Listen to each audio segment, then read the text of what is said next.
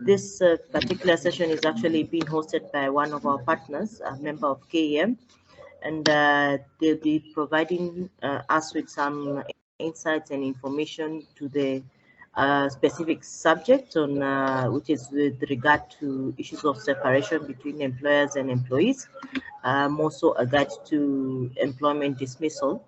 The meeting we are going to call host stage together with Jerry from our partners, and Jerry, I'll give you the cue to take over the meeting, but I want to invite our head of policy, Mr. Job Wanjohi, just to open the meeting for us to be able to proceed. Job, you can come on board and just give us your remarks for the session. Thank you. Thank you so much, Gina, and every other panelists and members present on this call. As you heard, my name is Job Wanjohi. I'm the head of policy research and advocacy here at Kenya Association of Manufacturers. And I take this opportunity to make a few remarks as we undertake this webinar on a guide to dismissal in Kenya in partnership with Jerry and Desmond. So CAM members present, guest partners, CDH, law firm in conjunction with KT advocates, colleagues, ladies and gentlemen, good morning. CAM is keen on promoting sustainable manufacturing practice as demonstrated in our various initiatives. And I have to note that most of these sustainable initiatives are pegged on, like now, the SDG goals. So for instance, when we're talking of the goal number 8, that looks into the decent work and employment and economic growth, we are keen on ensuring that not only at the secretariat, but also our members are offering the same, the decent work, and subsequently it leads to economic growth. We're also aware that the issue that you're discussing this morning on the dismissal is well guided under the Employment Act, and we try as much as possible to live within the Act as far as the dismissal on various grounds to do with poor performance, gross misconduct is concerned. But we cannot live without being sensitized now and then as far as how we are compliant, as far as matters to do with human resources are concerned. So one of our key mandates is to inform and advise our members on key policies and emerging issues that affect our manufacturing sector on a day-to-day basis. The other thing also we are very keen about is that we are not only intervening as at the high policy level when you're developing the national policy documents as far as industrialization is concerned, but also concerned about the farm level interventions. And the discussion that we're having today is based on the farm level intervention, not only looking on top of other issues that we look into, like now taxation, market access, regulatory compliance. So employment issues and also the issues to do with dismissal is quite important to us. So businesses sometimes find themselves in difficult situations if some of these processes are flawed. Today we have taken this opportunity with the support of our partners to address the issues of employee separation. I take this opportunity to invite our guests, Jerry Wagacha and Desmond Othiabo of CDH Kenya, to guide us through the unfortunate process of dismissal in Kenya. CDH is a leading commercial law firm based in South Africa and now in Kenya. The Kenya office is only 1 year old, but has already been ranked globally for its banking and finance, corporate and employment work, which is our subject matter today. Just as a brief profile of our speakers, Jerry is a partner in CDH corporate and commercial practice and specializes in mergers and acquisitions, private equity, competition law, employment law, technology, media and telecommunications. Jerry is co-head of CDH Kenya's employment practice and is the head of East Africa for the industrials, manufacturing and trade sector. Jerry runs the podcast Jerry Talk Show. She was nominated the Lawyer of the Year category for the Nairobi Law Award 2021. As far as Desmond is concerned, he is a partner in CDH dispute resolution, employment law, trust and estates practice areas, as well as in CDH business rescue, restructuring, and insolvency sector. He has extensive litigation experience as lead counsel in all the higher Kenya courts, as well as quasi-judicial bodies, such as the Public Procurement Administrative Review Board and the Kenya Industrial Property Institute. He's a qualified mediator and a member of the Chartered Institute of Arbiters. Please feel free to engage with them as much as possible as when they're making the presentations this morning. And we look forward to your feedback on this and other related areas that we can plan to add value to your organization. Thank you and welcome all. Over to you, Jerry.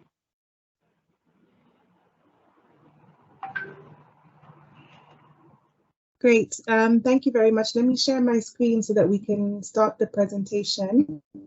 And let me just make sure that I have it. There we go.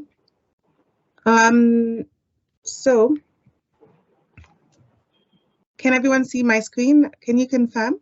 Yes, Yes, all good, Jerry. Yes, we can see. Great, thank you very much. And so I just wanted to give you an overview. I know that Joe did a very good job on that. As he explained, we are an independent law firm. Our name is CDH, and we are based in Nairobi in South Africa, and our office is only 1 year old. For the employment department, it's me and Desmond who run it together, and we have a couple of associates, helping us, and their names are there: Christine, Rizichi, Peter, Janet, and Howie. And in terms of today's session, what we wanted to do, and I think this discussion emanated out of a guide that we produced on dismissals and separation of the employee and employer relationship. And what we wanted to do today is take you through all of the various ways of separating that relationship, and also making sure that we're following the procedure, and making sure that we understand the differences between each of the grounds for dismissing an employee or separating from an employee-employer relationship. And so I will take you through the general grounds of termination, summary dismissal, and gross misconduct, and then Desmond will take you through the rest of them. Just so that we can set the scene and gauge our understanding of the subject matter, we have poll questions that we have drafted for you and prepared for you. Now, if we can answer those questions at this point, and see whether, what percentage of the room gets the questions right, we can then gauge by the end whether our understanding has changed or not. And so you'll see poll questions coming up if you can answer them, and then we can see at the end whether or not we've changed our viewpoint, whether the majority or the minority of us understand the issues at hand. Just a fun way of making sure that we are all on the same page and keeping up. Kirshka, you'll put them up? Yes, I will. Thank you so much. Okay. So let's start. When we're looking at an employee-employer relationship, we'll be guided by the legislation, and by that I mean the local legislation in this country, which is the Constitution of Kenya, the Employment Act, the Employment General Rules, the Employment and Labor Relations Act, the Labor Institutions Act, the Regulations of Wages General Order, and the Labor Relations Act. So that is all of the legislation that covers the employee relationship in this country. Okay. Just to understand where we're coming from, the law sets the minimum standard, and so where an employment handbook or a policy has been incorporated by a company which sets a higher standard than that set in the law, then that higher standard will apply to the employees of that company. Yeah. It is important to note that when you have a policy or a handbook and you have disseminated that information to the employee, either in physical form or online, and you have included provisions in your employment contract to the effect that the employment handbook and the policy bind the employee-employer relationship, then you are making sure that whenever there's a dispute or something happens between you and the employee as an employer, then you are bound by the terms of that. We can also discuss briefly that if there are changes to that handbook or policy, the employee needs to be informed of those changes and accept those changes, because then that also forms part of the contract. And so if there have been changes that have not been communicated to an employee, then it's important to make sure that you know that if a dispute arises, the latest version, or the version that had been communicated to that employee, is the one that is going to be binding. Let's talk about the grounds for termination. Yeah. So what we're looking for here is that when you're terminating an employee, or when you're thinking of separating from that employee, the reason must be valid, the reason must be fair, and the procedure that you have followed must be fair. Yeah. So we're looking not only at procedural fairness, but substantive fairness in the reason and in the way that it has been communicated to the employee.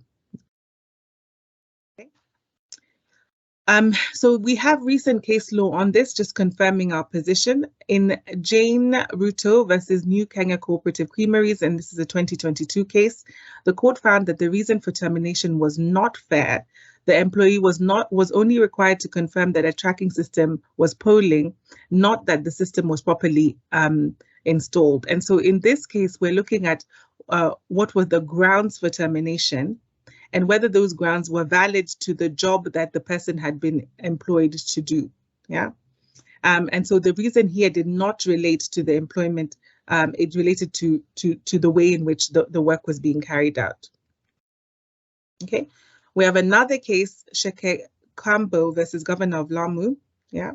The court held here that issuing a notice of termination was not sufficient to amount to a fair procedure in terminating the employee. An employer had to completely follow due procedure by conducting an inquiry to the termination and allowing the employee an opportunity to offer his defense. So this is now looking at the procedure that was followed. So not only do you have to have a reason, which is fair, but also you have to follow a procedure. Yeah. Now, if we look at Section 46 of the Employment Act, it sets out 9 reasons that cannot constitute a fair reason for dismissal. Yeah. So these are the ones that cannot. Yeah. Okay. If an employee initiates legal proceedings, that cannot constitute a reason for termination. Membership of a trade union cannot constitute reasons for termination. Participation in a strike cannot. Participation in activities of a trade union cannot. Office as an officer of a trade union or a workers' representative cannot. Employees' refusal to join or withdraw from a union, again, cannot. Pregnancy cannot. Taking leave cannot. And employees' protected characteristics, and those are the disability or anything like that, again, cannot create grounds for termination.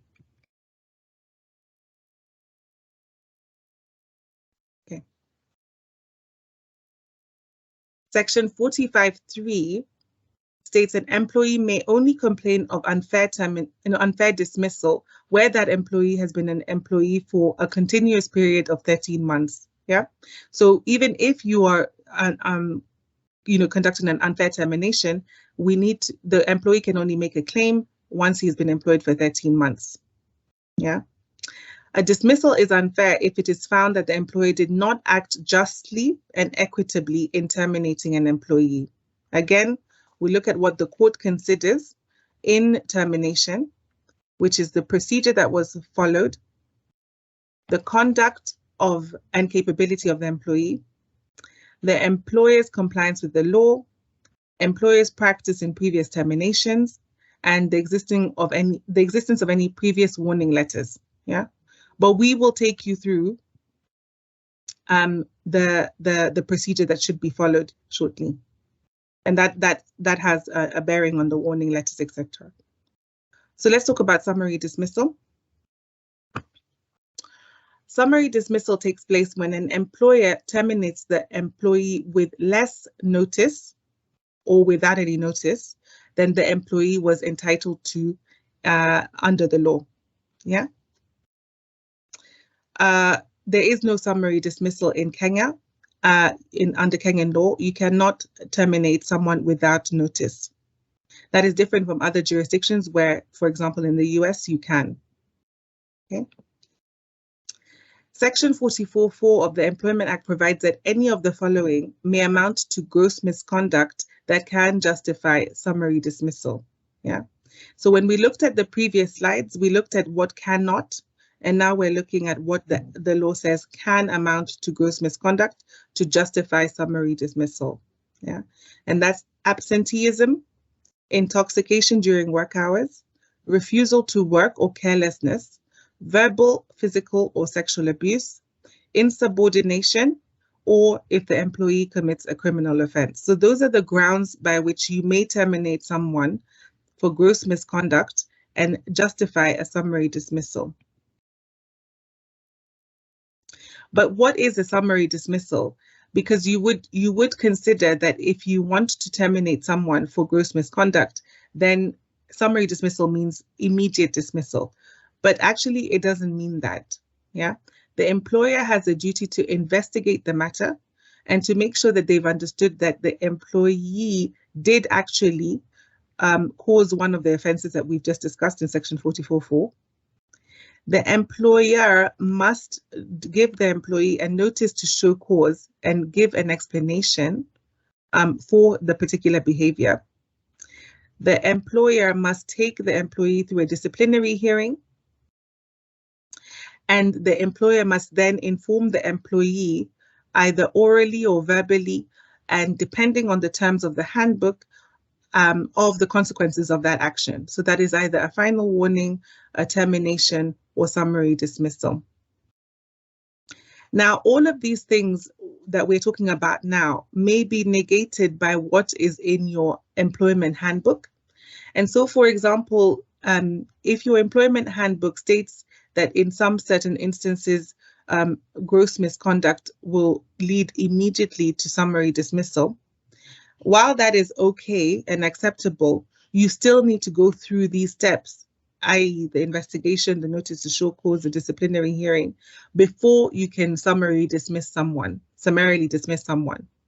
In other cases, your handbook may state that you have to give a warning letter or have 3 warning letters before you can summarily dismiss someone. And that is okay as well, provided that before you give out the warning letters, you have taken the procedural steps, and that means the investigation, etc., to ensure that what you're saying to the employee is correct, and that you have taken the steps necessary to make sure that you have followed the procedural fairness on the matter. Okay, so investigate, disciplinary hearing, inform the employee of the outcome. Okay, we do have case law on that, yeah, and we have one case from 2017, Olumbe versus Standard Global East Africa Limited, and where the court said it is not enough for an employer to generally state that the termination has been occasioned by gross misconduct, i.e. stating it does not mean it happened. An employer must specify the conduct that led to the termination. Specification of the conduct is imperative so that the employee knows exactly what he or she did as gross misconduct. The term gross misconduct is too global. What we're required to do it has to be termed as a reason for the dismissal of an employee's contract. Yeah. So what you have to do is be specific on the reason why and follow the procedure laid down in the Employment Act. We have another case as well, and this is Cooperative Bank versus KCA 95. Here, the court said that even in instances of gross misconduct, an employer must ensure procedural fairness by allowing the employee to make a defense before summary dismissal can take place. Summary dismissal is not available where the employer has already dealt with and resolved the complaint against the employee, e.g. by issuing a warning letter. That would amount to double the punishment over the same complaint, which is unfair and unconscionable. So that this is a good point to make here, because in some instances there's confusion between what the handbook says and what the law says and what procedure to follow. Again, if your handbook sets out specific instances that must be followed prior to termination, and also sets out what level of punishment is available, or what level of disciplinary action is available for a particular behavior, then the handbook must be followed. Yeah. So if it is an offence for which a warning letter should be issued, the warning letter should be issued, and that is the end of the matter. If it is an offence for which gross misconduct can be attributed to that behaviour, and then the person may be terminated, then we still have to follow the steps before accusing the employee of gross misconduct and then terminating him summarily, terminating him or her summarily. And we still have to follow the procedure. So the reason must be valid, the procedure must be followed, and then the termination can occur. Another quick point to make on that is that where incidences have occurred in quick succession or in a period of time. So, for example, we have a lot of cases where employers have given a verbal warning on one occasion, and then given a written notice on another occasion, and then 5 months later there's another incident for which the employee can be accused of gross misconduct or misconduct in general, and then the employer wants to terminate. You have to look at the remoteness aspect of that. Yeah, how far back does that behavior go? Because unless you have warned the employee and given that employee a chance to improve their behavior, and it has been documented, incidences that are too remote to the current incidents at hand cannot be amalgamated together in order to form a gross misconduct allegation against the employee. So what we would advise is, where there is an issue, from the beginning, document those issues so that you are always keeping up to date with what the current incidences are before you can terminate. Because you cannot go back to 2012 and say, well, you did this in 2012 and now you're doing this in 2022 and we want to terminate you for those two behaviors. Everything has to be concurrent, and the employee has had to have a chance to improve their behavior before you terminate. And that could also be procedural unfairness if you have not given them the opportunity to improve, and also if you have not given valid reasons, and the validity of those reasons can be occasioned by the time in which you have taken to bring up that issue with the employee. So that's the end of my presentation, and I will now hand over to my colleague Desmond, who will then take us through disability and the rest of the actual specific grounds for termination. Right, thanks, Njeri. Yeah, so maybe we could just move on to the next slide. Okay, so the general principle when it comes to disability is that disability does not constitute a fair reason or a fair ground for dismissal. And what this means is that if an employee in the course of their employment becomes ill to the extent that because of their illness they become disabled in one way or another, then the employer should take reasonable steps to accommodate them within the employment. As long as those steps for to accommodate the employee do not cause undue hardship to the employer. And there's a specific case for this. So this is in the case of Gishuru versus Package Insurance Brokers. In this particular case, what happened was that the employee was diagnosed with a brain tumor, and which required him to go for surgery. Then after the surgery, he was not able to move, without assistance. So he needed somebody to help him to move around. So the employer, realizing the employee's medical condition, decided to terminate his services. So the Supreme Court considered the issue, whether that was a fair action, amongst other issues. And what the Supreme Court observed was that the employer in this particular instance had not taken any reasonable steps to accommodate this employee. It had not provided a ramp, for instance, for the employee to be able to access the building more easily. It had not considered allowing the employee to work remotely. And because of that, the Supreme Court held that he was terminated on grounds of disability without making reasonable steps to accommodate him. So the dismissal was rendered unfair.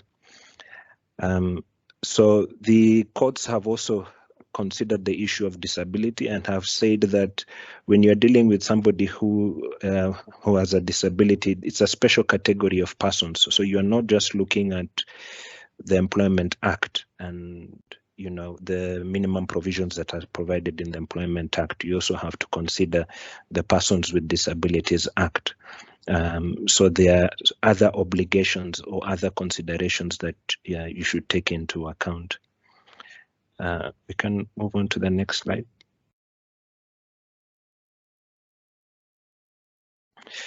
So in the event where a person, you have, as an employer, you have taken, you have considered all the reasonable steps that you can take to accommodate this employee, and there is nothing that can be done to accommodate them, then the law still provides a procedure for termination. But the termination here would be on medical incapacity. So it is not termination on disability, because disability is not inability. You have to get a certification from a medical practitioner that that there is a medical incapacity that renders them unable to carry out the task that they used to carry out before, or any other task that is available in the organization. So the procedure for termination then means that you have to get a medical report from a medical doctor certifying that position. Then once you obtain the medical report, then you're supposed to issue a notice to show cause to the employee. And the notice to show cause really is to give the employee a chance to defend themselves. It could be that your assessment is wrong and they have a position. They are able to make a representation on how they can contribute to the organization. So it is important to still conduct, to issue a notice to show cause and then conduct a hearing. So you invite them for a disciplinary hearing. Then, depending on the outcome of the hearing, you can then communicate. After that, you can communicate the decision to the employee. You can move on to the next slide. So sick leave. So in the sick leave, the general principle is also that an employer should just provide, support to an employee when they are ill. The law, yes, does allow you to terminate an employee if they become too ill to work, but you should at least be able to demonstrate that you have provided due care and exercised sensitivity in the matter. So an employer should not consider that absence from work because of sickness is absconding duty. The law provides that employees are entitled to at least 30 days sick leave with full pay, and thereafter with 15 days sick leave half pay. Then after they have exhausted those 45 days, if the employee is still incapacitated, they can remain within your employment, but you're not obligated to pay them a salary at that juncture. Then we can move on to the next slide. So where an employee, it is beyond the 45 days and it appears that they would not be able to resume their duties in the manner that they used to carry out their duties before, or it appears that there's no other job that they're able to carry out within the organization. So you have considered, all the reasonable steps that are available to accommodate them. Then you are entitled to terminate them on medical grounds, and the procedure is the same as what we had considered before. So you need a medical report to certify their condition, and then you conduct a hearing, and then based on the decision that you reached at the hearing, you communicate the decision. Of course, there are practical difficulties if somebody is admitted, in ICU. But I think in such situations, you at least the law allows you, you are not obligated to pay them a salary at that stage. But of course, if you want to pay them a salary, whilst they are still in hospital incapacitated, then that is over and above the minimum. Okay, go to the next slide. Then there's ground for poor performance.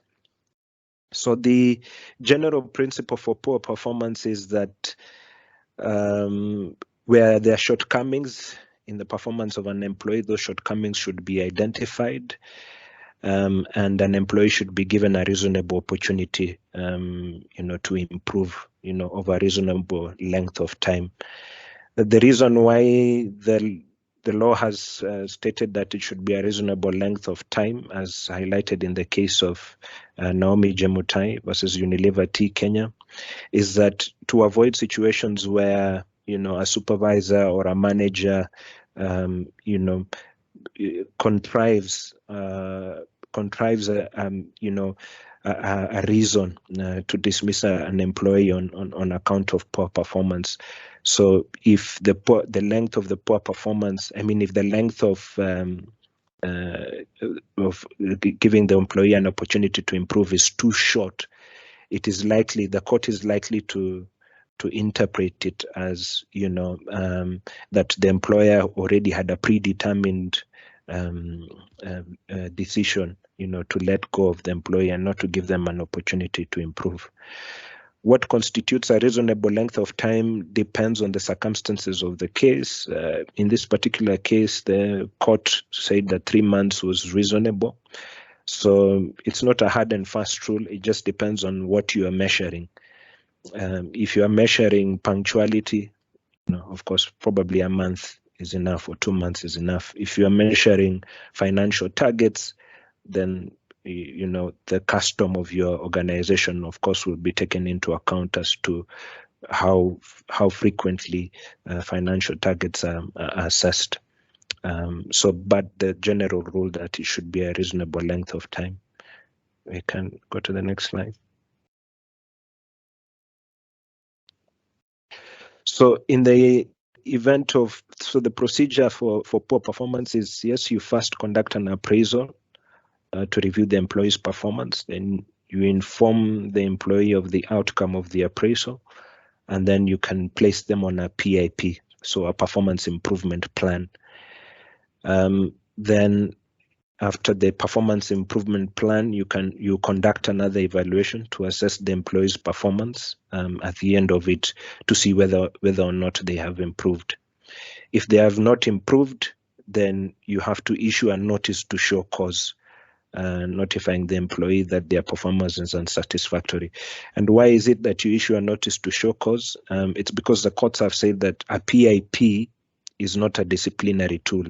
It's a tool, that an employer uses to support improvement in performance. So where the PIP has not worked, you shouldn't just terminate immediately. You still have to issue a notice to show cause where the employee can come and defend themselves. And then, of course, conduct a disciplinary hearing, and based on what transpires at the disciplinary hearing, then you may terminate after that, if the decision thereafter is that the employee is not fit to work in the organization anymore. We can move on to the next slide. Then dismissal whilst on probation. This is an important topic in light of the recent case from the Employment and Labor Relations Court, where there was a 3-judge bench that held that the provision that we used to rely on, where a person who's on probation does not need to go through a disciplinary hearing process before you terminate them. It was just the case of, when the employer makes an assessment that the person is not compatible or is a poor performer, then all you needed to do was to either issue them with the notice period provided in the contract. In most contracts, it's 7 days. The Act provided a 7-day notice as a minimum period, or payment in lieu of notice, and you just tell them, unfortunately, their probation contract has been terminated. But following this decision, the court said that provision, section 42(1), is unconstitutional.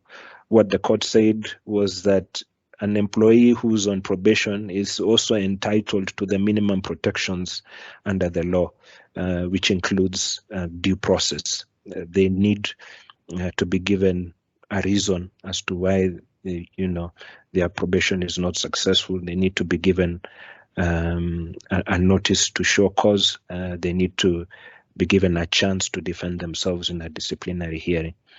A controversial decision, by no means, but until that decision is set aside, then that is the position that we have to follow as employers.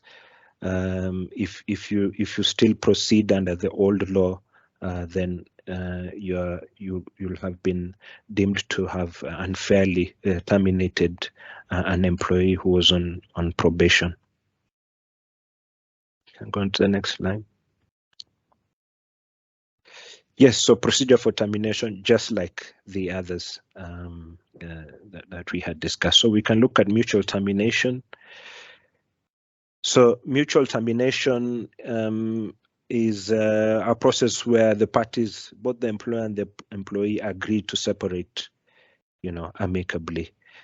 And this may occur in various instances, but the important thing to consider here is that it has to be, it has to be on a voluntary basis.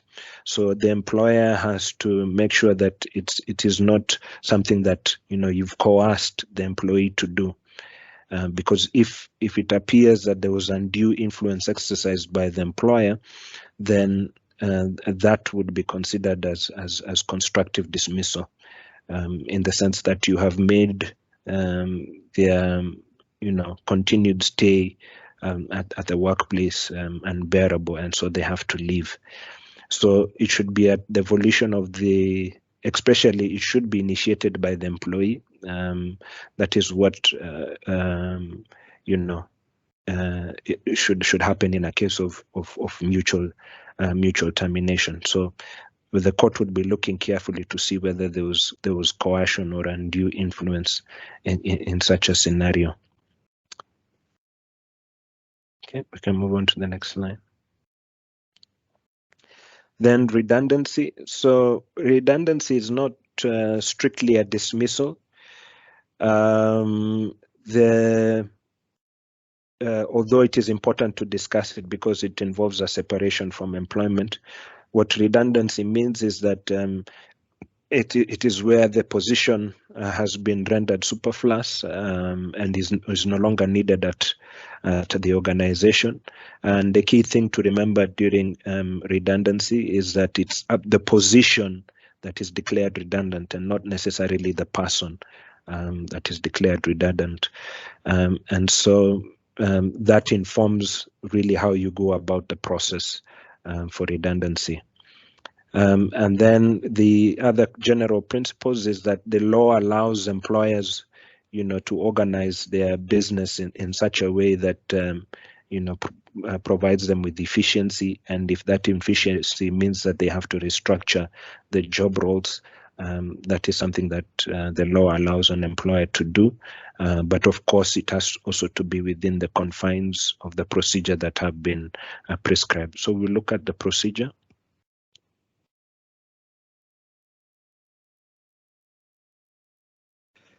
Yes, so at least we have cases there where where the principles that I just talked about have been highlighted, but we can move on to the procedure. So the procedure first is you issue a notice of intended redundancy to the employee or trade union. Where the employee is unionized, you have to issue it to the trade union as well. And then once you issue the notice of intended redundancy, you also have to issue at the same time a notice of to the labor officer of the intended redundancy. And the reason why you issue the notice to the labor officer is that they're a government official who they keep track of the rate of redundancies in the country. So it is important for them to be aware of the intended redundancy. The notice period is 30 days for the intended redundancy. And Jerry, maybe you could put your slide. You could put back the slide, please. Or is it Karushka? If you could put back the slide. Yes. Anyway, as she brings up the slide, the notice period is 30 days, 30 days of the intended redundancy. And during that 30 days, the parties are to engage in consultation. So both the employer and the employee engage in consultations. And in that consultation period, you are looking at, what other options are available. So the employees have an opportunity to give feedback to the employer on what other options are available. Instead of declaring certain positions redundant, perhaps there are other options that are available to optimize the operations of the organization. So it's a consultative process, so it's not just a one way. There has to be participation from both parties. During that consultation process, you can also discuss packages, what kind of compensation packages are available in the event that a redundancy happens. Then after the 30-day period for the consultation process, then that's when the employer now issues the termination. We will correct that slide. So the notice of redundancy, yes, notice of redundancy or termination, or it could be that you've been retained in the same position, or it could be that because of the job reorganizations, there are new job openings, that people were invited to apply. So it could mean that you've now been appointed, you've been given a new appointment to occupy a different job role. Then once that stage is done, then for those who have been terminated on account of redundancy, will now be issued with a certificate of service. You can move on to the next slide. Yes, so that is the process for redundancy in a nutshell. In terms of the compensation package that is available for redundancy, the law provides a minimum of 15 days for every year worked as compensation, as well as annual leave that has been accrued and not taken, as well as a notice period. So you may choose to let them work their notice period or terminate in lieu of notice. So where you terminate in lieu of notice, then you have to pay them the notice, the notice period. So that is essentially what it is for the redundancy issue. I saw a question pop up as we were presenting on the issue of probation, that I should repeat the process on termination of probation. So maybe we can go back again.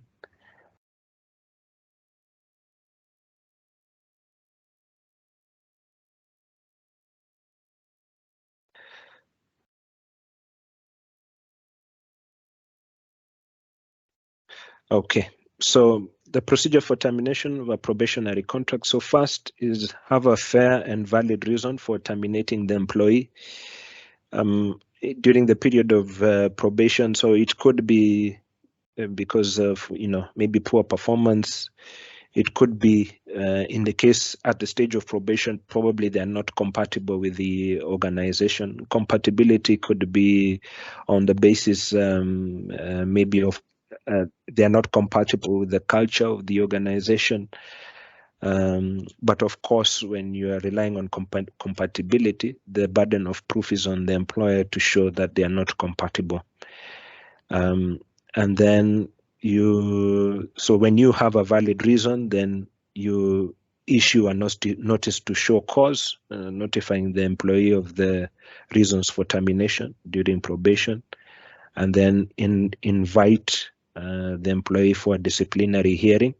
In your invitation for the disciplinary hearing, you should remind them that they have the right to be accompanied by a fellow colleague or a union representative where they are unionized, and then you hold the disciplinary hearing. And at the disciplinary hearing, basically, give them feedback and invite representations on from their end, and then do not make the decision there and then. At least give time for deliberations so that it doesn't appear as if it was a predetermined decision. So you may give a decision a day or two thereafter. Then after that, issue a certificate of service. So it has added an extra layer to termination, to the procedure for termination. The decision by the 3-judge bench has added an extra layer to the procedure in terminating probationary contracts. I hope that is clearer now. I'm happy to take questions from the floor. Thank you. Back to you, Njeri.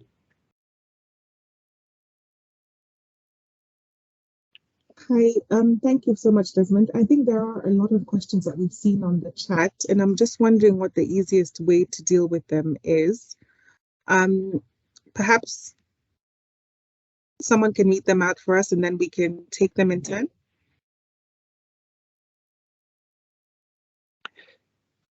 Yeah, sure. Maybe Karushka, you can maybe read them out for us. Sure. So I'm starting at the top. What can employer do in an event an employee has been sick for 2 years and not willing to resign nor report to work, beside he or she joins benefits such as house allowance, should benefits be withdrawn? Okay. So do you want to take that question, Desmond?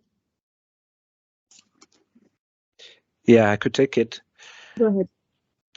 Yeah. Yeah, so where the employee has been sick, for 2 years, so for as long as you have not terminated them, they still remain an employee of yours. So it is important to go through the procedure for termination where you have a medical report that shows that they will not be able to resume their duties. Where that is not, it's not possible to, maybe because they are still admitted or so forth, and you're not able to go through the process of a hearing. Let me not call it disciplinary, but the process of a hearing and the notice to show cause. Then the law provides, a minimum level of protection. So they remain your employee. you are not obligated to pay them a salary where it is past the 45 days. So in your case, it's 2 years, where you are probably still paying their medical, you're catering for their medical cover. The fact that they are still your employee, that still remains your obligation. In my opinion, and I'll let Njeri weigh in on this.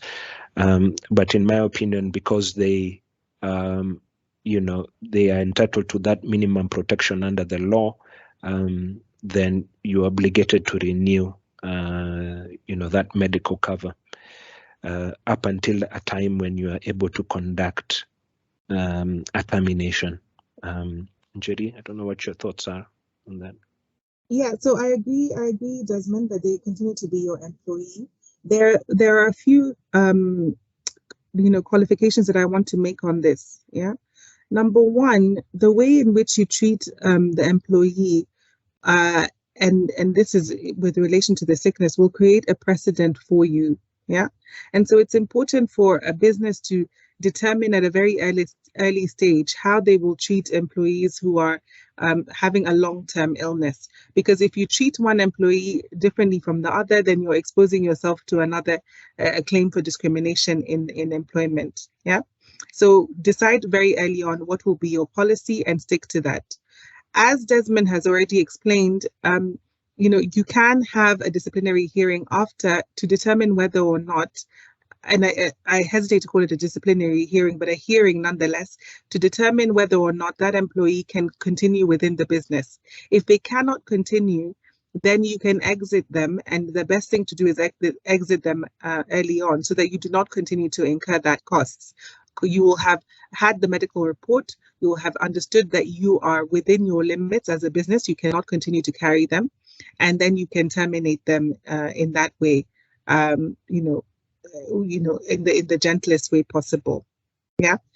The way that you've described the question, however, leads to another point, which is that it is possible to be on sick leave and at the same time be in a gross misconduct situation. So it could be the sick leave that led to the ground for termination, but it has now moved on to gross misconduct in the way that you described, that the person is refusing to come to work, or et cetera, et cetera. Now, if they're incapacitated, that's different. But if they are now not willing to come to work and you have made reasonable accommodations for them, then we're now in the gross misconduct category, and we now can exit them in a different way.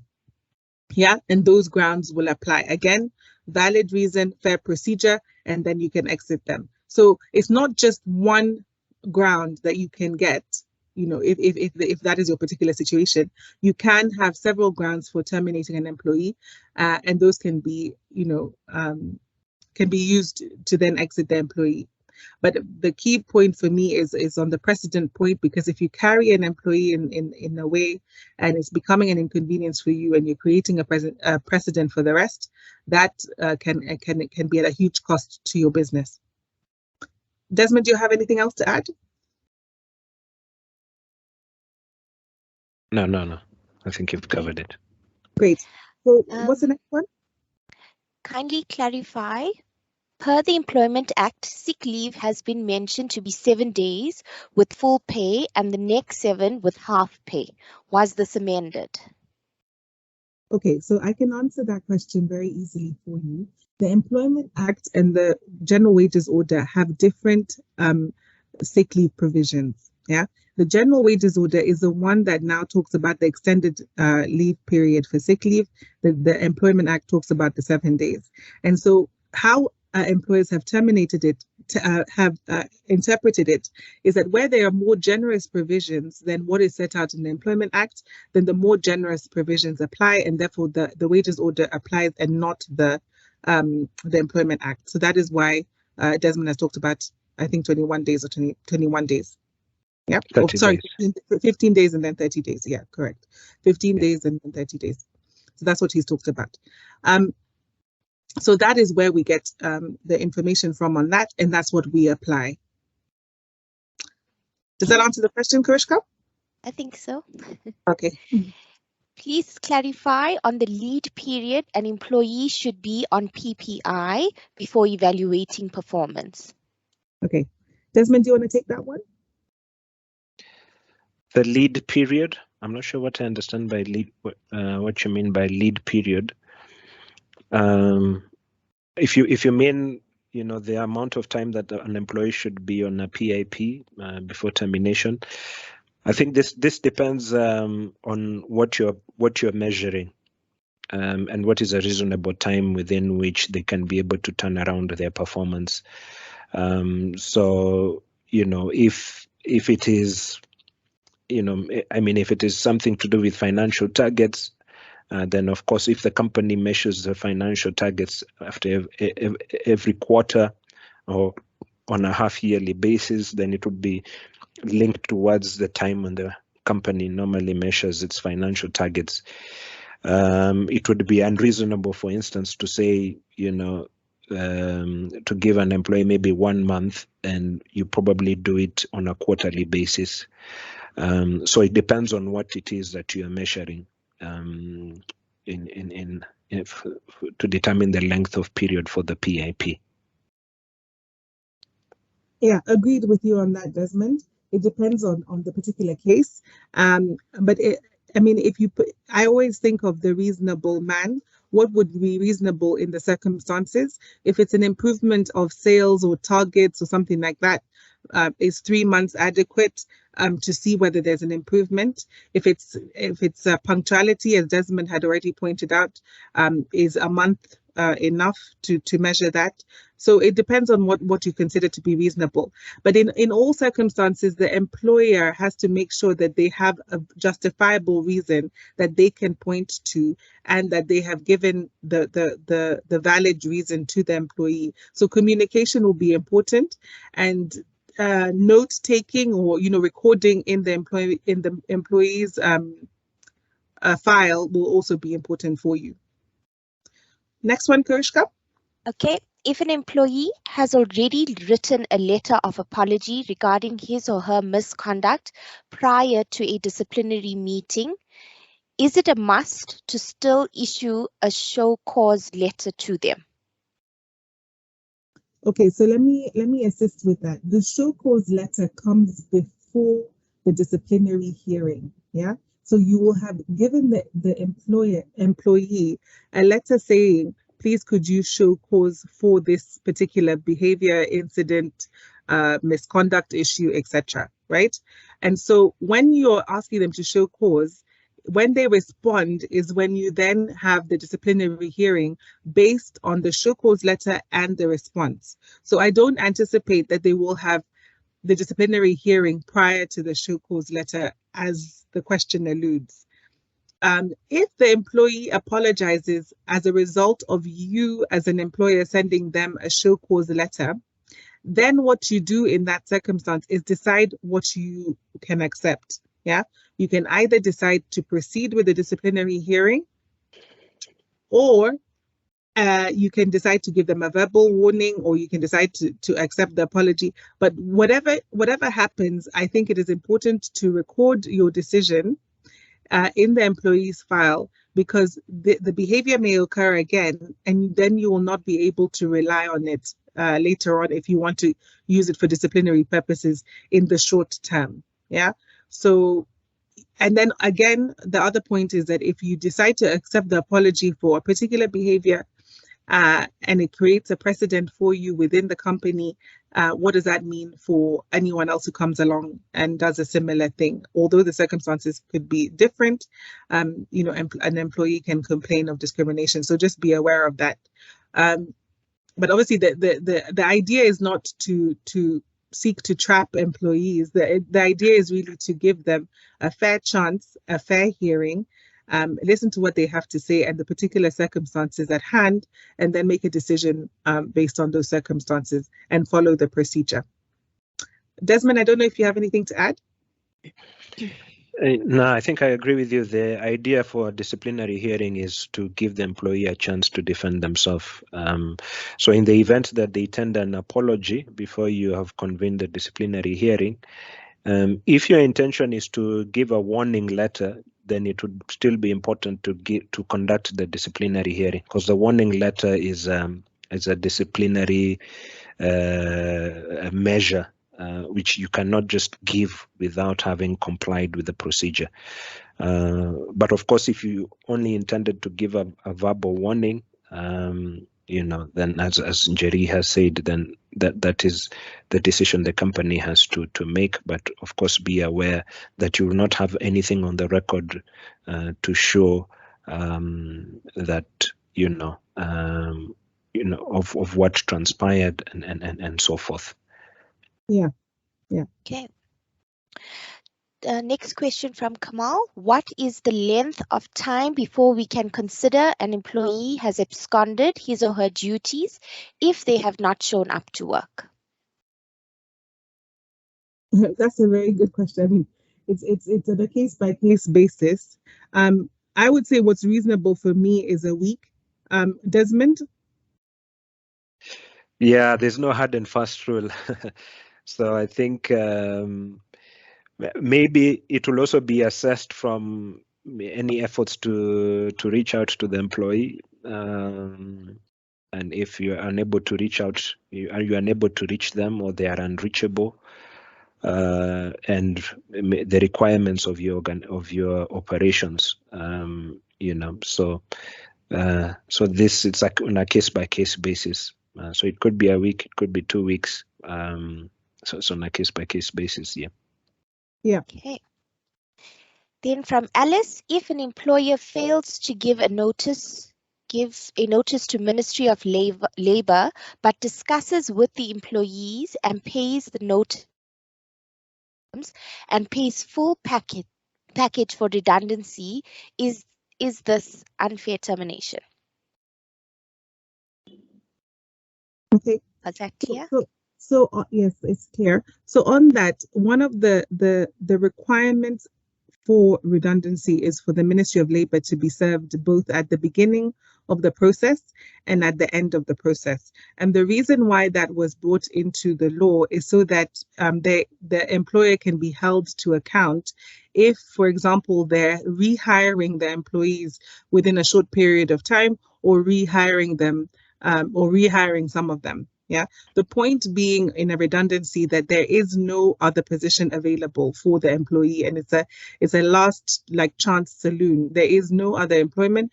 You've tried to find another alternative within the business, but you're not able to. So to hold them to account, the Ministry of Labor was given that responsibility, and so that the employees can have a recourse if they then discover that their employer is rehiring them. So there is a procedural unfairness or procedural, you haven't followed the procedure if you have not given the Ministry of Labor both of those notices, i.e. the notice at the beginning and the notice at the end. And therefore, although you have covered your risk minimally, yeah, there is recourse for the employee to say that you have not followed procedure in the redundancy. Desmond? No, I have nothing to add. Yeah. Okay, then Paul is asking a few times, if terminating on performance, how would the hearing differ from if terminating for disciplinary? Desmond, go ahead. Do you want to go ahead? Yes, so the hearing would not differ. It would be the same when you're terminating on account of disciplinary. So you would have to issue a notice to show cause. In your notice to then, after issuing the notice to show cause, invite them for a disciplinary hearing. In the invitation for the disciplinary hearing, inform them of their right to be accompanied by a colleague or a union or a trade union representative. And then during the hearing, they have the right to make representations in their defense. You, of course, point out their shortcomings. So it would be similar. It would be exactly similar as conducting a hearing for a case of gross misconduct. I think the only thing to add there is that when you're sending the notice to show cause for the disciplinary hearing, the grounds are different. Yeah. So the section of the acts are different for poor performance and for the gross misconduct. Yeah. So gross misconduct, you're looking at section 44 and 46, and then for poor performance, you're relying on summary dismissal clauses, and then you have to establish the poor performance. And so one incident of poor performance cannot equal poor performance because there's no valid reason, right? Something like insubordination or a criminal offense or something like that can be on a one occasion basis because that is enough for gross misconduct and summary dismissal under the Act. So there is a difference in establishing the grounds and setting out your notice, but there isn't a difference in procedure, as Desmond has said. Okay. Next one from Lenha. If you pay the month's notice salary, can that be summed as a notice of termination? In short, no, because you have to have the valid reasons and you have to follow the procedure. So no, that is not enough. Desmond? No, nothing to add. Okay. Monica's asking, when drafting a summary dismissal letter, is it a must you quote EA clauses, or like how best do you draft a dismissal letter leaving no gap? Great. That's a very good question. I'll answer it quickly. You do have to quote either the handbook or the Employment Act, or both, whichever one you're relying on for your disciplinary. It's important to be transparent as to the reason and then establish the ground. So for example, on this and so date, you were insubordinate to your line manager. This is in breach of section 44 of the Employment Act of Kenya and Schedule 8 of the handbook. And in accordance with Schedule 8 of the handbook, we're taking you through a disciplinary process so that they can then refer back to what you're relying on in order to establish your claim. But as always, we're happy to assist with the drafting of these types of notices. Then I think we could group these two questions into one. If an employee absents himself for a whole 1 month, declines to hand over company property, example work laptop, will there be any unfairness if summarily dismissed? And then the other one is, what is the notice period for termination on probation after the hearing? Great question. Both questions are great questions. Desmond, do you want to take them? Okay, I can take the probation. For the notice period, it still remains as the minimum provided in the Act, which is 7 days after you've done the disciplinary hearing, or more days if your contract provides more than 7 days, then follow what your contract provides in terms of giving the notice period for termination, or pay in lieu of notice if you don't want them to serve the notice period. For the earlier question, I didn't get it clearly. Karushka, maybe if you could just repeat, please. Sure. If an employee absents himself for a whole 1 month, declines to hand over company property, example work laptop, will there be any unfairness if summarily dismissed? Okay, so those are grounds for gross misconduct. You know, somebody has absconded for a whole 1 month and they have retained the company property. Clearly they are not using because they are not working. So it's important then you just take them through the process of summary dismissal. So still send a notice to show cause to them, and invite them for a disciplinary hearing. So you have to go through the whole process, inform them of their rights to be accompanied by an employee. Then once you go through the process, you may be able to terminate. And what summary dismissal means is that you are dismissing with less notice than what is provided either in the Act or in the employment contract, or dismissing after you've gone through the disciplinary process, you then now dismiss without letting them serve their notice period. So that's what summary dismissal means. But yes, you are entitled to do so on such grounds that you highlighted. Yeah, just to add, it's on this ground, refusal to work. That's the ground that you'd be using. I've just highlighted on the slide. And then also just to add that if the employee is served with a notice to show cause and does not appear for the disciplinary hearing can be held without them there because you've given them the opportunity to attend. And so you can summarily dismiss someone when they're not in the room. Although the decision cannot be made at the disciplinary hearing, the fact that they did not attend can be further grounds for dismissing them and for sending them a letter of termination following the meeting without them being there. Okay. Pauline is asking, in cases where an organization has a host country agreement and some aspects of local law are more generous than the org's policies, which one should the organization apply? Okay, so where the employee works is relevant for this purpose, and if it's in Kenya, then Kenyan law applies. Yeah, maybe what I would also add is I think be careful on how you draft your employment contract. So if you're in your employment contract, you provide that the organization's policies form part and parcel of the contract, then you have to define which organization policies form part and part of the contract. Is it just for the host country, or are you talking about the policies for the wider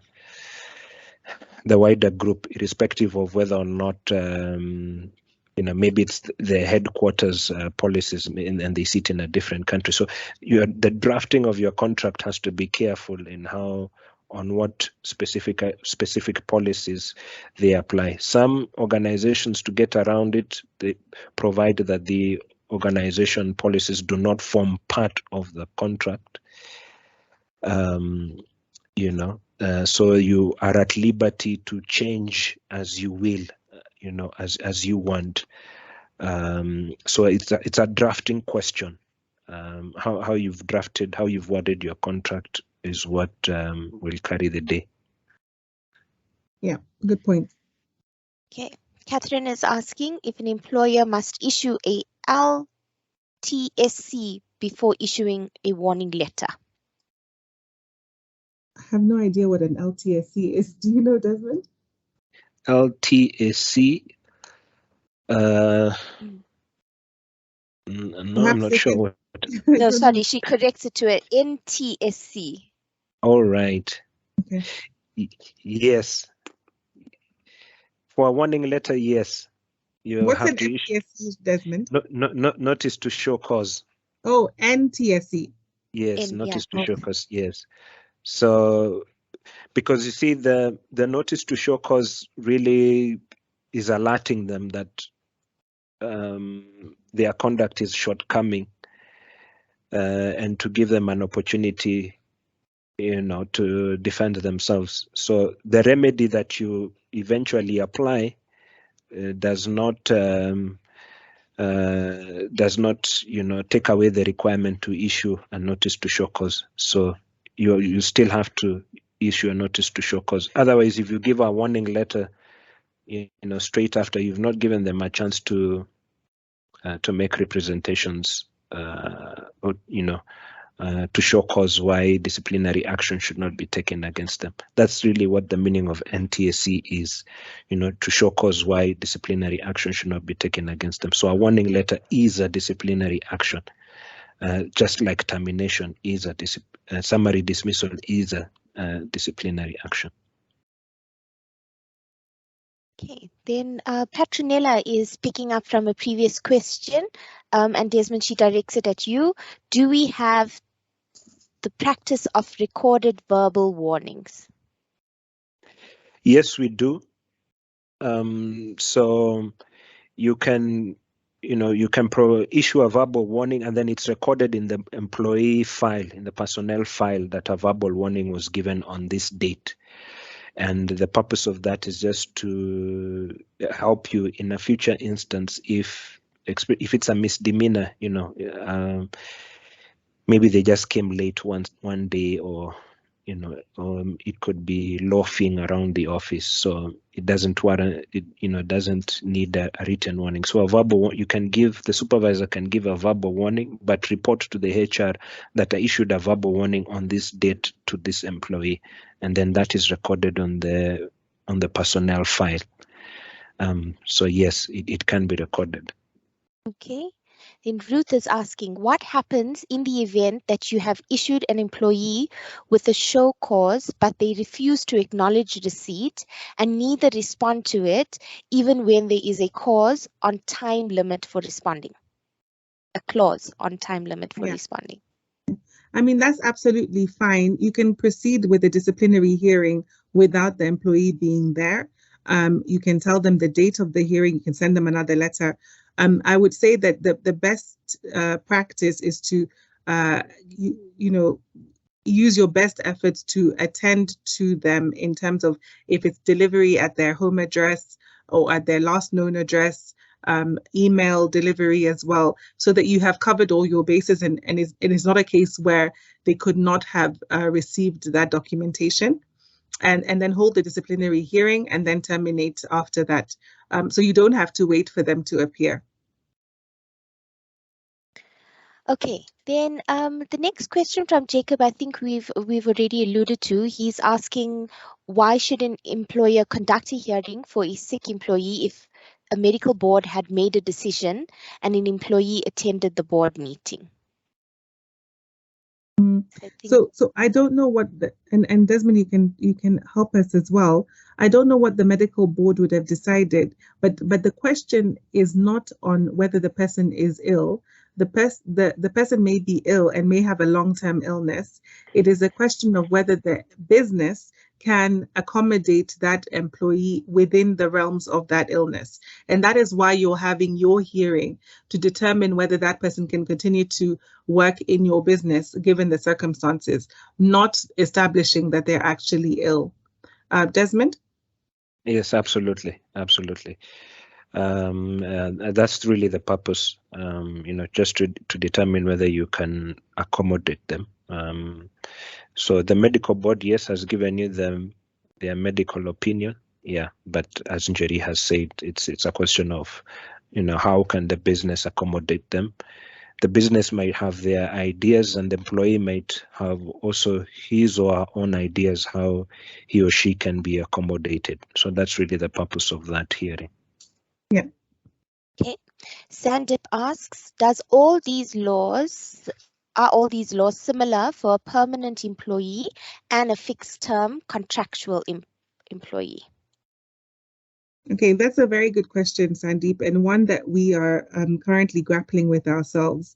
The point about fixed term employment is that it actually is fixed term, right? So what some employers have done is try and use a fixed term employment contract and keep renewing it for a period of time.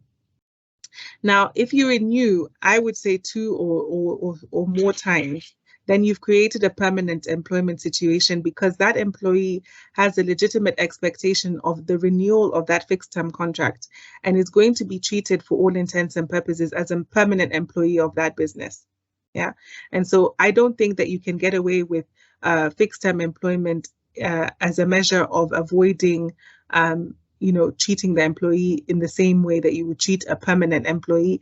And that goes the same way in terms of the benefits and redundancy, etc. Yeah. Now, if you have a fixed term employee who has been employed for 1 year or 2 years and is in a disciplinary situation, then you have a notice period under the fixed term employment, and you can utilize that notice period. But the procedure and the validity of the termination will still lie with establishing valid grounds for termination, and therefore you can terminate them that way. The advantage that you may have is that you may decide to, for example, ride out the contract if it is not very severe, or use your notice period and not pay them any additional service pay or severance for termination. But that is if you can establish that they were strictly a fixed-term employee and not one that has kept on being renewed, because in that case, they should be treated as a permanent employee. And I don't know, Desmond, whether you differ from my opinion. Yes, so fixed-term employments vis-a-vis permanent, they are always controversial. Many cases have come up on them. But like you said, if you're just looking at benefits, ordinary benefits such as annual leave, whether sick leave, whether you should give them a medical cover, they will be entitled to the same benefits that you would give to a permanent employee. So yes. As to the question of on the termination. On the termination, if you are lucky enough that their contract is about to expire, so look at what your clause provides. If you've worded your clause that this contract shall be renewed subject to satisfactory performance, then you have to, if you're not renewing it, then you'd have to show cause why you're not show cause, but you'd have to give a reason why you're not renewing it, because in your contract, the way you have worded it, you have given a legitimate expectation that it will be renewed if their performance is good. So fixed term contracts, how you word it, just be very careful with it. Our recommendation is it should just have a start date and an end date. Do not use the word renewed, renewable, subject to satisfactory performance. Don't use those words, just a start date and an end date, and give it a reasonable period of time. If you know that, instead of renewing every year for 10 years, maybe give 3 years. That's a reasonable period of time. It also avoids a lot of procedural pitfalls that you may enter into if when you're trying to trying to terminate the relationship. Yeah. Okay. Christine is asking, if an employee on PIP shows improvement based on target but does not achieve the set target, is this ground enough to terminate the employee after giving show cause and holding a hearing? Okay, so I would understand from that as a result of the show cause and the disciplinary, you decided to put them on a performance improvement plan. The performance improvement plan had certain targets. They have improved but not met the targets. That is absolutely fine. It is up to the business to decide at the end of the PIP process what the outcome will be. Again, remembering that if you create a precedent within the business, then everyone else who falls short of the PIP may then be entitled to remain in the business if that's what you decide, but it is discretionary. The balance of probabilities, meaning that it has to be reasonable for you to terminate. You're not expected to go above and beyond, but it has to be reasonable. And if you consider it reasonable for them to remain, then they should remain. And if you consider it that they're not going to improve any further and that you should terminate, then you can terminate. But at least you followed the procedure and you have the valid grounds for the termination. Desmond, I don't know if you have anything else to add. No, nothing else to add. Okay. Anne is asking, with the case laws and conflict provisions in the Act on probation, can an employer change probation to short-term contracts of 3 months or 6 months? That's a good question. Desmond? Yeah, it's a good question. We've actually considered it in one of the matters we've been advising on. So in my opinion, yes, you could actually use a short-term contract, maybe just call it a probationary contract. And when the contract is you give it, so maybe you say it's a 6-month contract and the title of the contract is a probationary contract, such that when the contract is about to expire and you find that the employee is maybe not fit for the organization and so forth, then you now just start letting them know, maybe to do a handover and so forth, and let the contract run out, and then they leave the organization. One way of getting around the notification of a hearing requirement. The danger of that, though, is if you do not, let the employee leave at the end. If they work any day after the probationary contract has ended, then the law will deem it that you have retained them as a permanent employee. So it's something that you should not wait until the very last day to do your evaluation. So you have to be very careful that they do not work a day after the probation period has ended. So I would describe that as a legal, what I would call legal gymnastic. But I know many contracts would just have a probationary clause. So it probably might be safer just to still use the probationary clause that like you've always done it. The only requirement here is that you conduct a hearing. You give a notice to show cause and conduct a hearing. That's the only difference. But in my opinion, you could use both. I don't know what, Njeri, you think. Yeah, you could use both. I would discourage these short-term contracts simply because they create an administrative nightmare for you, depending on the size of your business. And also, as Desmond has said, if you don't then adhere to the strict timelines in the contract, you've created a permanent employee anyway. I think sometimes businesses think that the disciplinary hearing and the notice and all of that is cumbersome, but actually it can take a period of 2 weeks, to execute. Yeah, if it's done properly and if it's coordinated properly. So I wouldn't hesitate from following the procedure, because as we've seen in case law, procedure can, lack of following procedure can land you in trouble anyway. So I would follow the procedure and then make sure that I've done everything right, ticked all the boxes, and I can, sleep easier at night. Okay, Alice is asking, it is said that an employer has no capacity to confirm intoxication. How do we go about this?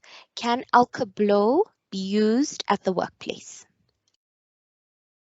Well, actually, that's not correct. We've done some work on policies for airlines, and for example, airline pilots. And in the handbook, it says that you may be tested on an infrequent basis, and the employees have agreed to that simply because of the nature of the job that they're doing. So you can put it in your handbook and do random testing, which the employee will have agreed to. The question is not, whether or not you can do it, it's how you do it. So have you given them, have they consented to it? Have you given them advance notice? Have you said that you're doing random testing? And then how are you carrying it out? Obviously, involuntarily will not work. With their consent will work. Desmond? Yeah, absolutely. I agree with that. Okay, Daisy is asking, if an employee is caught stealing, do we still need to pay them for their notice? Okay, so this is where Desmond's point about summary dismissal comes in. You still have to follow procedure. You still have to give a valid ground and establish that ground. Once you decide to terminate, you do not have to pay them the notice. Okay. What modes are out there for evidence build up on matters regarding sexual harassment, inappropriate touching, groping, winking, sexually aggressive facial expressions, etc.? I think gathering of evidence is going to be very important. Recording that evidence is going to be very important. Where it is taking place is very important as well. Is it outside of the workplace? Is it outside of working hours? Is it on social grounds? Where is it happening is going to be important as well. And so, yeah, it is a very sensitive topic in terms of how do you really get that evidence. What we have done previously is had contemporaneous notes done by an employee, and then obviously held the disciplinary hearing with the employee who was the accused, and gathered the evidence based on that. I don't think you're looking for more than just the balance of probabilities. Is it reasonable for to establish that sexual harassment did take place? You're not going beyond to say it must have taken place. And I think there is actual wording in the Act that says that it is not, the Act itself. It's the feeling that was that the employee felt at the time. So what they felt and what could reasonably have been said to be their feeling based on the evidence. Desmond, I don't know if you want to improve on my answer. No, you've given a good answer. Yeah, and I agree with you. It's on a balance of probability. So your assessment as the leader or the disciplinary committee is just to see, to assess based on if it is just the testimony of two people. It's just to assess and see, what was the feeling of the employee in regards to the action complained of. Was it unwelcome? So it's on a balance of probability. It's not, the standard is not like in a criminal trial where it's beyond reasonable doubt. So it's yeah. Okay, what if the employee has opted to outsource their staff? Will they be making the existing staff redundant, or will they handle it as dismissal?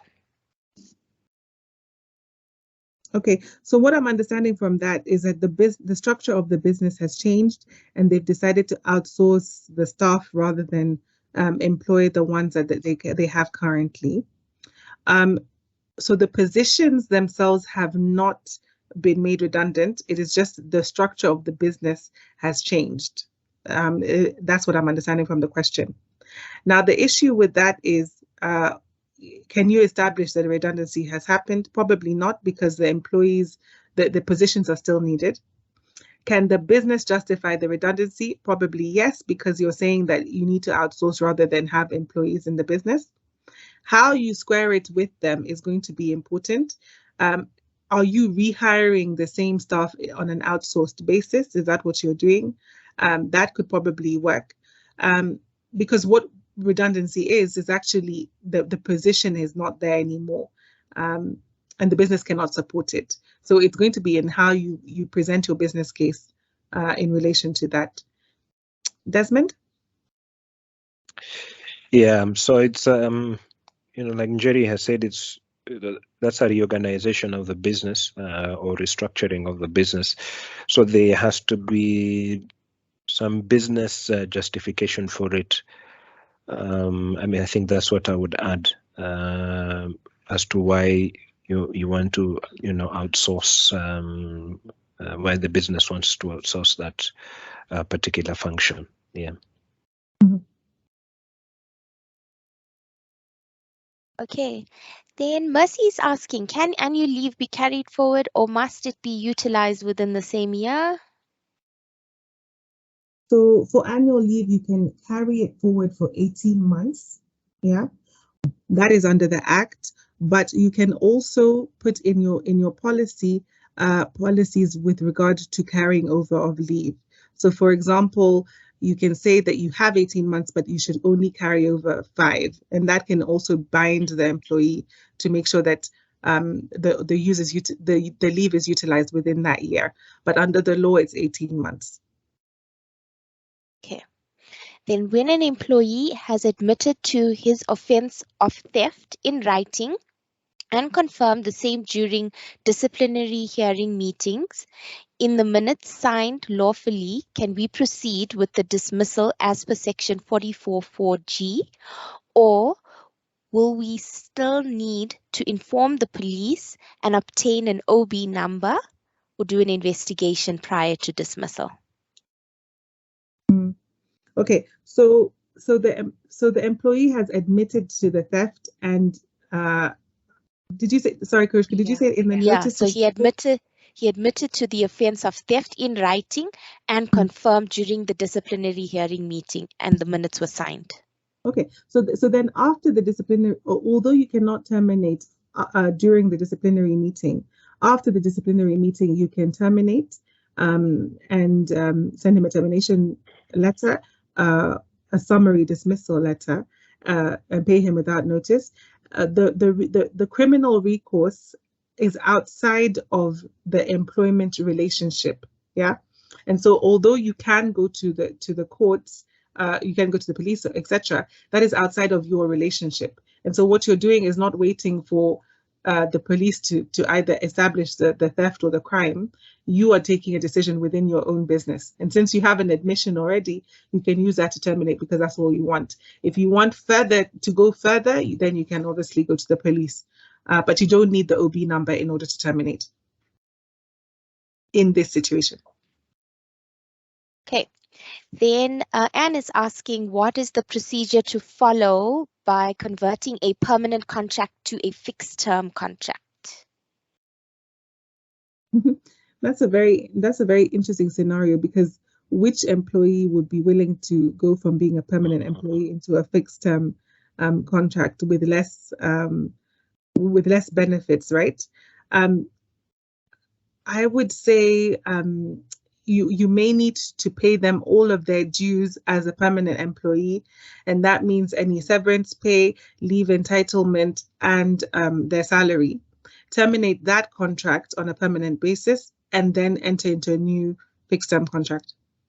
Desmond, I don't know if you have anything to add. Yeah, and I think this one is in fact a situation where probably the mutual termination would apply. So where you've explained to the employee the reason why it is you want to transfer them to a fixed term contract. So we handled one particular instance. So it was an NGO, and the NGO now realized that the funding was going to end within the near future. So what they decided to do was to transfer there were just a few employees who were on a fixed term basis. So they wanted to transfer them who were on a permanent basis. So they wanted to transfer the permanent employees to fixed term basis, just to give them the flexibility because of the funding issue. So what we did was to advise them to enter on into a mutual separation, but explain the reasons to the permanent employees. But we also advised them, to pay out the permanent employees. So any leave days were paid out. They also decided to pay out as if it was a redundancy, but it was not a redundancy. But they also, decided to pay out 15 days. In fact, in their contract, it was 30 days for every year worked. So they decided to pay out everything that was due under that contract. Then it was terminated by mutual consent, and then now they entered into a fixed term contract. So you would need the consent of the employee to do that. You cannot do it on your own volition as the employer. You would need consent. Yeah, agreed on that. Okay, then Kezia is asking, what is the minimum number of days should the employer give an employee to respond to an NTSC? So it depends on the gravity of the situation and the grounds, yeah? So I have one at the moment where there are 4 grounds, and all of them are quite serious, and it might take time for the employee to compile the information, especially in terms of performance, yeah? So it's statistics, time recording, all of those things to establish his case. So in that case, we're giving him 2 weeks to respond. In a case where it's a very serious, for example, a criminal offense or something like that, you could give a shorter time period just because you need to expedite the matter. But where, consider what is fair and consider the particular cases, the particular circumstances of that case. Desmond, I don't know if you have any other guidance. No, I think that covers it. Okay. Okay, then Christine is asking, is it in order for an employee on 3 months PIP to be given a first warning if they don't meet their 1 month target, then a second warning if they don't meet their month 2 target, and so forth, and do a hearing at the end of 3 months? So the PIP procedure is slightly different, yeah? Once you've entered into the PIP, what you're doing is that you are keeping up to date with the PIP on a regular basis to find out whether the employee is meeting the target or not, yeah? And on every month, you will inform them of the progress within the PIP. But a warning is not necessarily in order, because you're keeping up to date with the PIP process, which is already a disciplinary type process. Yeah. And so once you go into knowing whether they're performing or not, you wait until the end, finalize the PIP process, have another hearing to determine whether or not the PIP has been successful or not, and then terminate on that basis. That would be my advice. Desmond? Yes, I agree with you. So remember, a warning letter is a disciplinary action, and you cannot give a disciplinary action without, going through the procedure of giving a notice to show cause and giving a disciplinary hearing.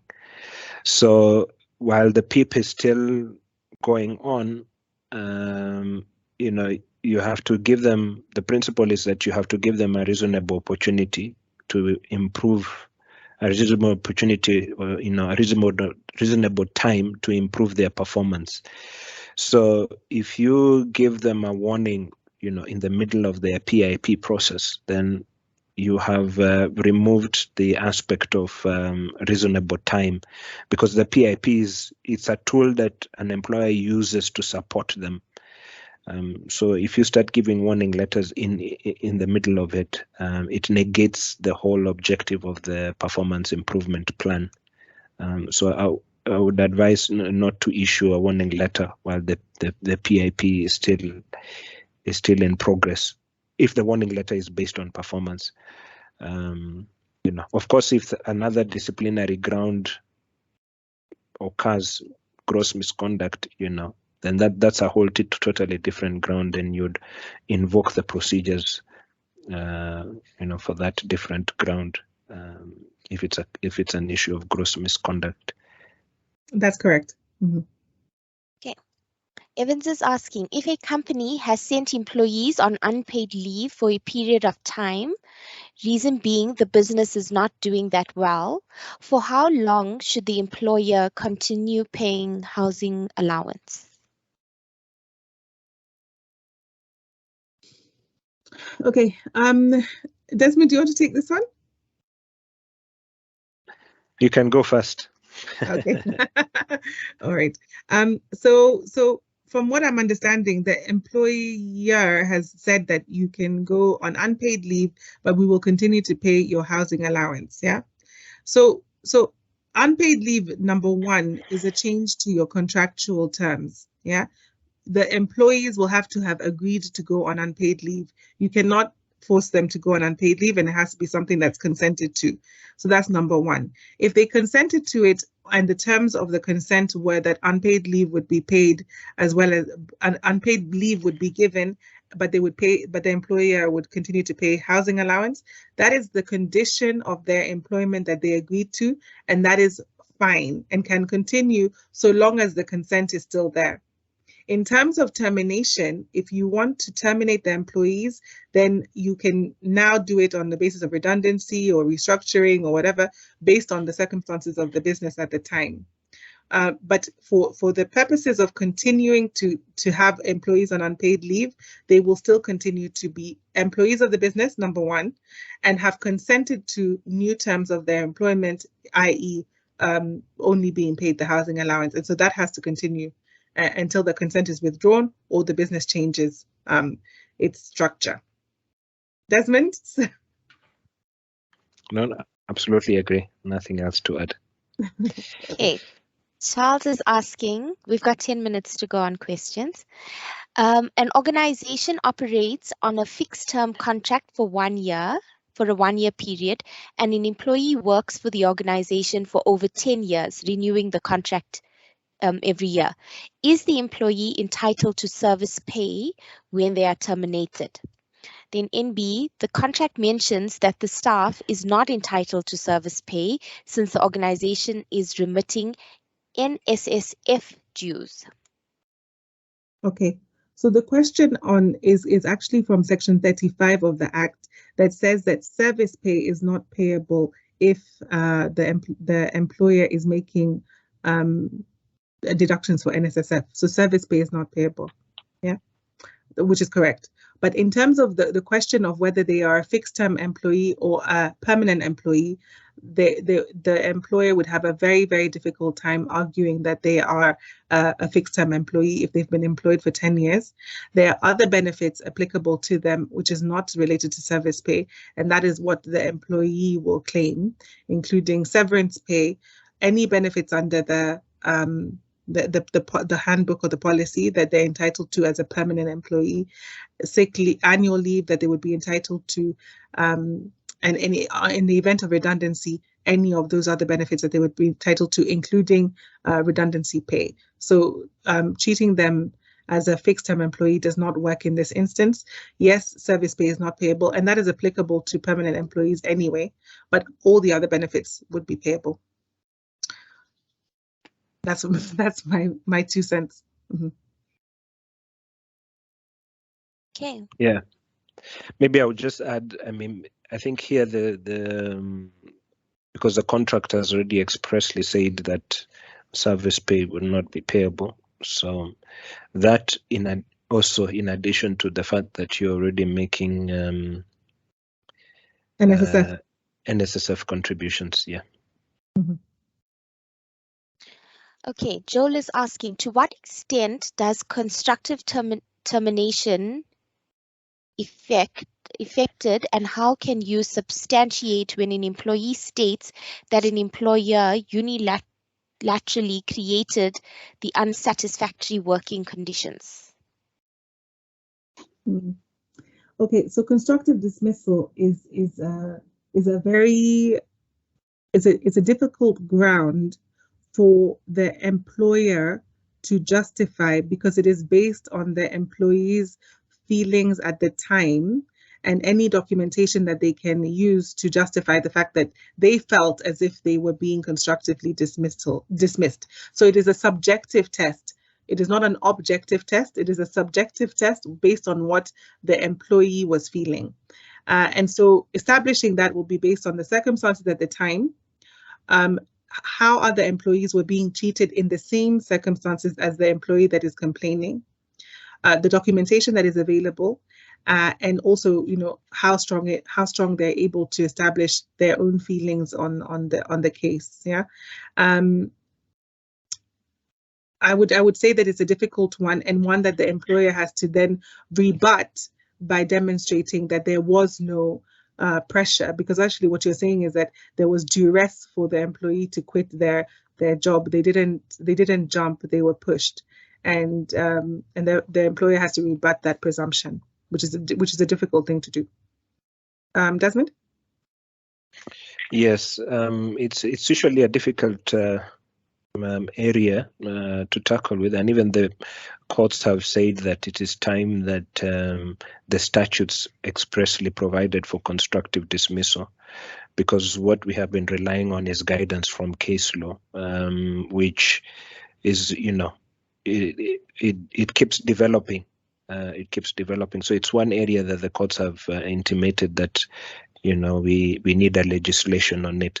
But as Njeri has rightly said, you know, it's where the conditions have become unbearable for the employee, and therefore they feel that they have been forced to quit. A good example would be a situation where there's a reduction in salary, and usually on account of or maybe an unjustified demotion. So you demote and reduce their salary.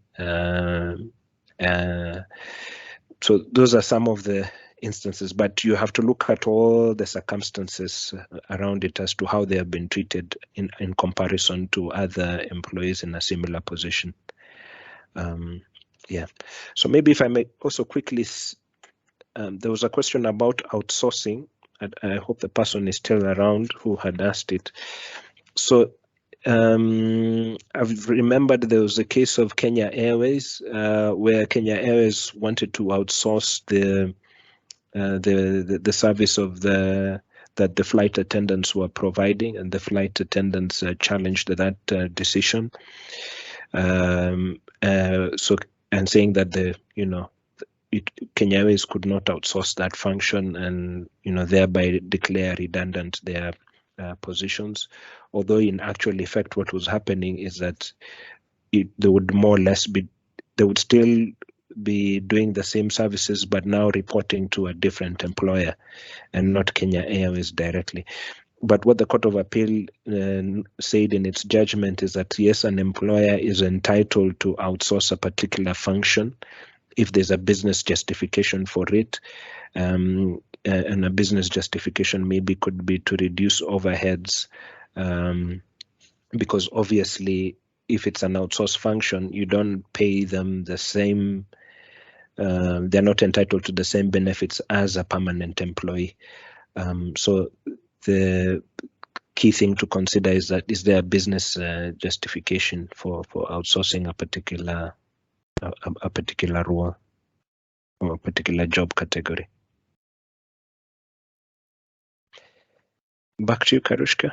Okay, we've got 3 minutes left. I think we've got time for one more question.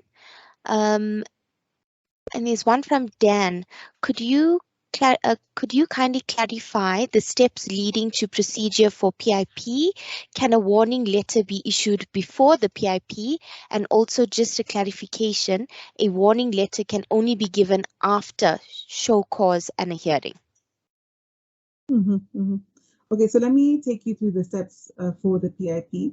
The first step is establishing poor performance of the employee, either through appraisals, reviews, reporting from a manager, etc. So once you've established that there's poor performance on behalf of the employee, and it has been going on for some time, which is reasonable, like for example, 6 months or 3 months, 6 to 3 months, then you can call the employee for a hearing, explain to them that they've not been performing, and that you're putting them on a performance improvement plan. The performance improvement plan has to set out the steps for that performance improvement, what you're requiring of them, and what will lead eventually to either the passing of the performance improvement plan or the termination of that employee as a result of non-performance. Yeah. And so then you take them through the performance improvement plan, continue to execute it and monitor it.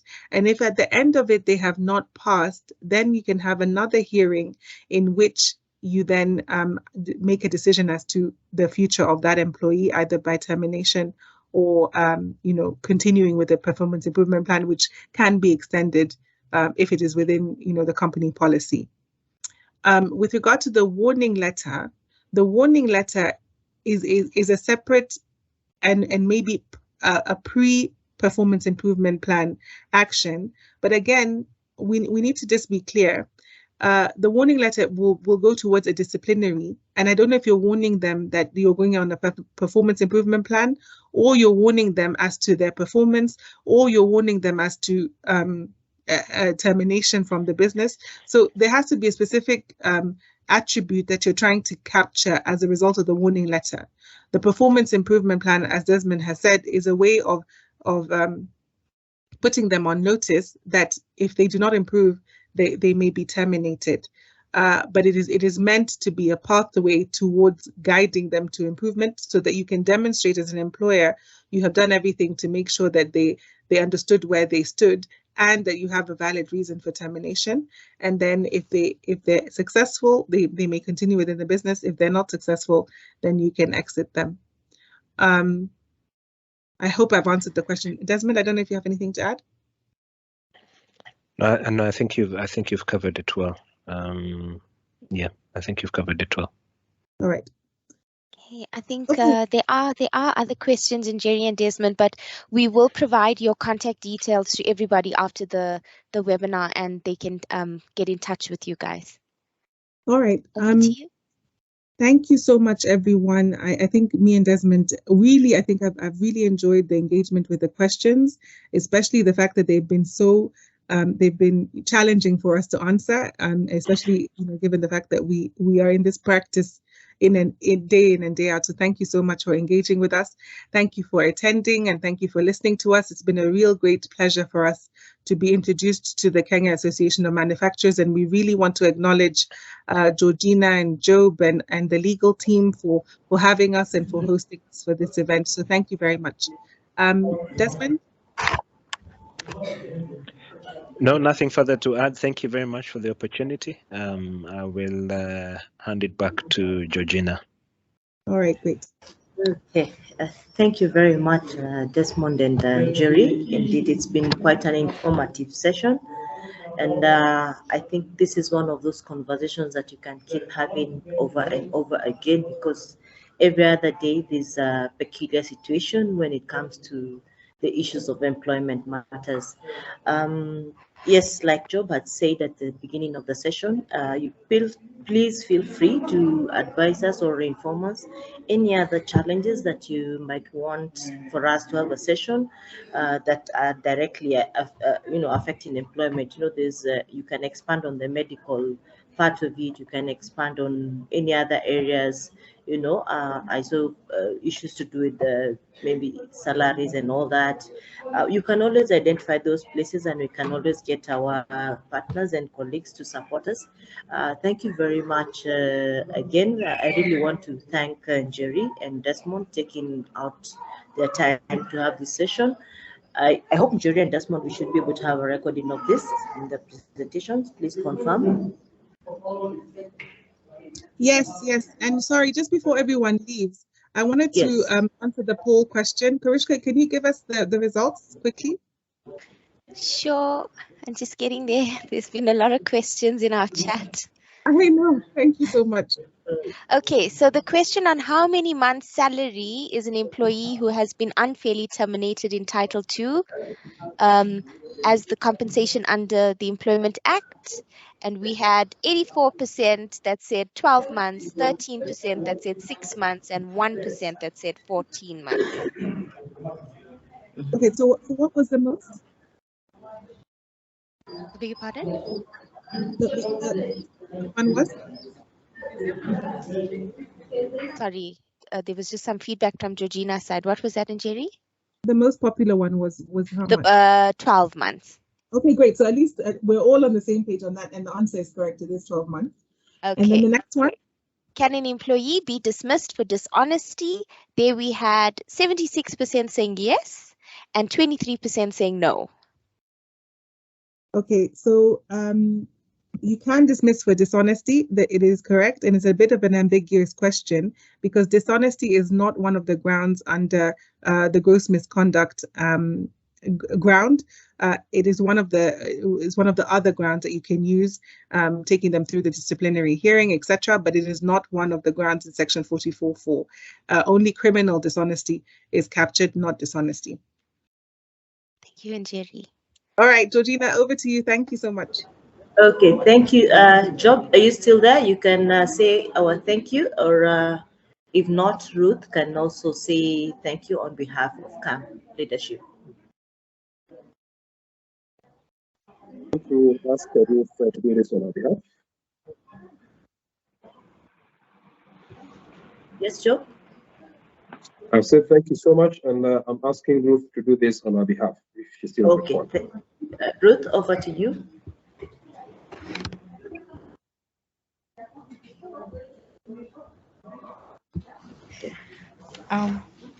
I hope I'm audible. Yes, we can hear you, Ruth. Thank you. On behalf of KEM and on behalf of everybody, the members that have attended and the presenters, I want to appreciate our presenters who sat down and came up with this very informative session. This has been a very informative session, and we really appreciate that you've also sat through it. And I am very certain that whatever we have taken from here is going to inform our daily activities as at the farm level. So with that, with those few remarks, I want to appreciate again even the legal team at KAM who have also been participating behind the scenes. Thank you very much.